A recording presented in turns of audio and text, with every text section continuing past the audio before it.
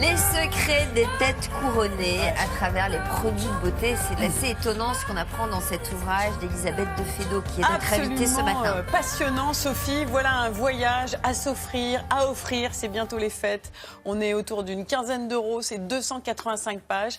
Absolument passionnantes, pas du tout barbantes. Pourquoi? Parce qu'elles sont découpées. Découpées en quoi? En personnages historiques et non des moindres.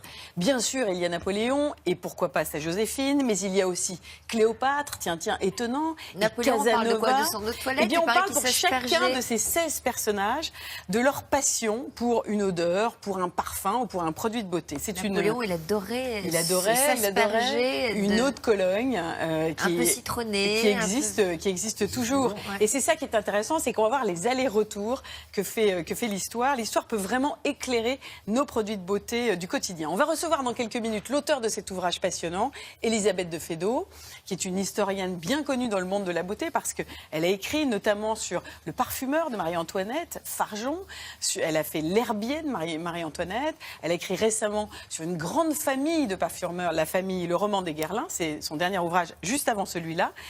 Et juste avant de la recevoir, on va vous montrer comment il y a un produit de beauté qui fait rêver depuis presque des siècles, j'allais dire, et qui existe encore de nos jours. C'est une eau qui aurait redonné beauté et jeunesse à une femme qui avait, soi-disant à l'époque, 70 ans et qui a pu épouser un jeune homme beaucoup plus jeune qu'elle parce qu'elle s'est mis de l'eau.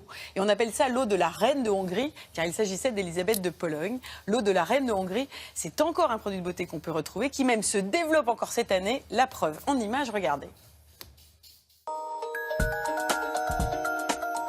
Il était une fois une eau merveilleuse qui redonna jeunesse à une reine tant et tant qu'elle fut demandée en mariage à plus de 70 ans d'âge. Depuis le XIVe siècle, l'eau dite de la reine de Hongrie fait rêver. C'est une source d'inspiration pour des marques bien dans notre époque. Ainsi, la marque bordelaise Caudalie s'est permise une variation il y a 20 ans avec succès. La base de l'eau de Hongrie, c'est un macérat de romarin dans de l'alcool. Caudalie a voulu s'approprier cette recette originale en gardant justement le romarin et l'alcool, mais à rajouter de l'eau de raisin. Donc l'idée de garder l'alcool, c'est pouvoir aussi avoir quelque chose qui va être frais, qui n'aura pas besoin d'ajout de conservateur et qui va pouvoir s'évaporer très vite sur la peau et donc éviter de mouiller la peau et donc va fixer le maquillage. L'intérêt du raisin, c'est d'ajouter des propriétés hydratantes, protectrices et adoucissantes. Grâce à tous les autres ingrédients, on va pouvoir fixer le maquillage, resserrer les pores, donner de l'éclat à la peau. Pas de jaloux, l'eau de Hongrie plaît décidément aux hommes puisqu'elle est depuis près de 20 ans, avec succès, le parfum d'ancrage d'une gamme masculine chez Fragonard. Fragonard est une maison qui s'intéresse beaucoup au patrimoine, qui est très sensible aux grands personnages liés à l'histoire de la parfumerie. On a réussi à interpréter le mythe d'origine de l'eau de la reine de Hongrie pour en faire une fragrance masculine qui existe depuis 20 ans et qui se décline aujourd'hui en gel douche et en baume après rasage.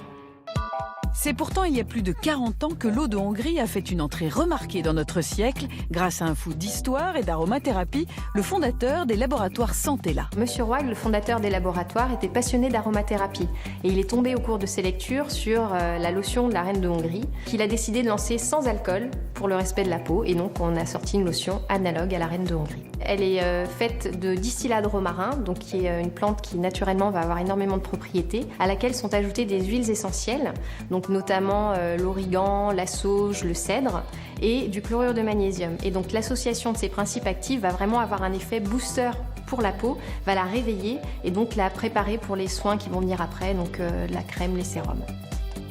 Depuis 40 ans, la reine d'Hongrie, c'est vraiment un best-seller qui plaît à la fois dans sa formule originale et à la fois dans sa formule plus moderne, dans laquelle on a rajouté de l'huile essentielle de Néroli pour un côté un peu plus rond.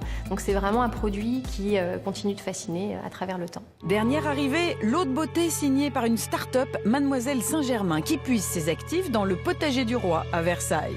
Vrai ou pas vrai, cette histoire de la reine de Hongrie n'en finit pas de troubler les reines de beauté. Vous avez donc là, Sophie, les dernières eaux de Hongrie du XXIe siècle. Elisabeth de Fédot, eau de Hongrie. Est-ce que cette histoire a vraiment existé? Est-ce qu'une reine a pu redevenir jeune grâce à... C'était une macération ou c'était un parfum? C'était un distillat. Alors, est-ce que un c'était distillat vrai? de romarin. Non, on ne sait pas exactement qui est cette reine de Hongrie, c'est bourré d'invraisemblances, donc on pense plus vraisemblablement que c'est le premier argument publicitaire des parfumeurs. C'est-à-dire Les parfumeurs de Montpellier, dont c'était la spécialité, ont imaginé une histoire éternelle pour plaire aux femmes, c'est-à-dire en fait retrouver la santé, la beauté et la jeunesse, et bien sûr l'amour. C'est le rêve de beauté de toutes les femmes. Mais ça n'a pas été une vérité historique. Alors, il y a une réalité, ceci étant, c'est que c'est une distillation de romarin. Oui, sauge et marjolaine, donc c'est une note très agreste, et c'est la spécialité de la ville de Montpellier et plus largement du sud de la France, puisque finalement, ce sont les plantes de la garrigue. Et c'est à ce moment-là que les savoir-faire orientaux arrivent en Occident, donc via l'Espagne et l'Italie, en France, donc jusqu'en France, et avec les plantes qu'on a sur place, on fabrique cet élixir, parce que c'est un médicament à l'époque, qui est destiné à soigner les femmes, mais aussi les hommes, pour retrouver cette beauté. Alors, vous avez choisi dans votre ouvrage 16 personnages. Alors, oui. Cléopâtre, la reine de Saba, elle n'a pas existé, la reine de Saba. Alexandre le Grand, le parfum du roi des Parthes, la reine de Hongrie, Roxane, Catherine de Médicis, Henri IV, Louis XIV, Casanova. Ok, on va s'attarder sur quelques-uns. Comment est-ce qu'on peut voir avec 4 personnages un petit peu, comment est-ce qu'on a pu apprendre des choses du point de vue de la beauté? Regardez ces personnages.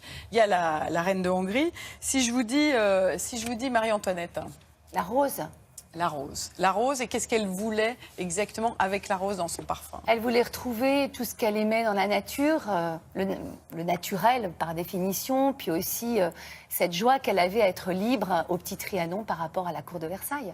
Alors ce qui est très marrant, Sophie, c'est que vous pouvez là, j'en ai aspergé un petit peu sur cette mouillette, sentir le parfum reconstitué, mais à la formule près. Vous connaissez la formule? Alors comment a-t-il été reconstitué? Vous l'avez reconstitué? Oui, d'après le formulaire de Jean-Louis Fargeon, donc, qui était son parfumeur, il y avait un livre entier de recettes, dont ce fameux bouquet floral qu'on appelait le bouquet aux 1000 fleurs et qui était le thème olfactif à la mode de Marie-Antoinette, qu'elle aimait particulièrement puisqu'elle aimait les fleurs.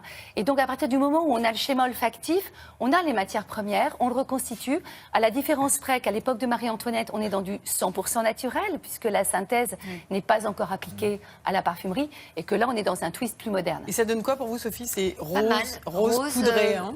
Oui, une rose très poudrée, un peu une rose de vieille gamme, mais moderne. Oui, beaucoup de musc, et c'est le premier accord rose-violette de l'histoire. Autre personnage, Louis XIV. Il est connu pourquoi? Du point de vue de la beauté. Ça, on ne le sait pas beaucoup. Oui, Louis XIV dit le roi le plus doux Florent. Alors, c'est quand même pas pour ses odeurs corporelles, qui était quand même le plus doux Florent. Qu'il ne se lavait pas beaucoup, qu'il prenait un bain par an. À cette époque-là, on ne se lavait pas beaucoup. Alors, quelle est l'odeur qu'il préfère? Alors, lui, dans sa jeunesse, c'est comme son grand-père Henri IV, ça va être le musc, le castoreum, la civette, donc des notes très fortes, très sexuelles. Et en revanche, après, ce sera l'eau de fleur d'oranger, qu'on appelait l'eau de fleur d'orange du roi, et qu'il aime particulièrement parce que ça le calme.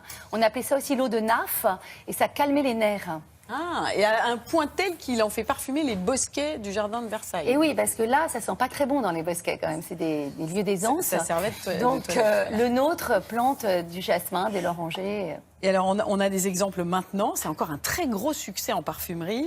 Ça s'appelle fleur d'oranger, ça s'appelle néroli aussi, qui est la fleur qui permet de donner cette odeur. On a là des exemples d'expression de fleur d'oranger. Quand vous mettez de la fleur d'oranger, finalement, c'est un doudou olfactif. Tout le monde aime, ça sent un peu l'enfance. Troisième personnage, il y a une histoire absolument dingue qu'on découvre dans votre ouvrage. Elle est liée aux relations entre l'Angleterre et la France. Oui. C'est la reine Victoria. C'est pas vraiment une jolie femme, c'est pas une égérie. Non, c'est pas une égérie parce qu'en effet, elle est un peu grassouillette, elle n'est pas forcément très bien attifée. Alors pourquoi elle est intéressante du point de vue beauté? Parce qu'elle a fait du parfum finalement un outil diplomatique. Donc elle veut absolument réchauffer, on va dire, les relations diplomatiques entre la France et l'Angleterre. Et elle va adopter les savons français, alors que les savons anglais sont les meilleurs au monde à son époque. Mais du coup, elle fait cet effort d'aller vers la parfumerie française. Et bien sûr, tous les grands parfumeurs français le lui rendent bien, puisqu'il y a beaucoup de bouquets à l'impératrice au moment où elle devient impératrice des Indes, bouquets de la reine Victoria. Génial. Alors, si vous voulez en savoir plus sur ce livre qui fourmille d'anecdotes, c'est génial. 16 personnages. On lit chaque personnage en 8 à 10 minutes. Donc, c'est un livre qui se prend, qui s'emporte. C'est chez Prisma Édition. Ça s'appelle L'eau de rose de Marie-Antoinette et autres parfums voluptueux de l'histoire. Tombez sous le charme de cet ouvrage. Merci d'être venu nous voir.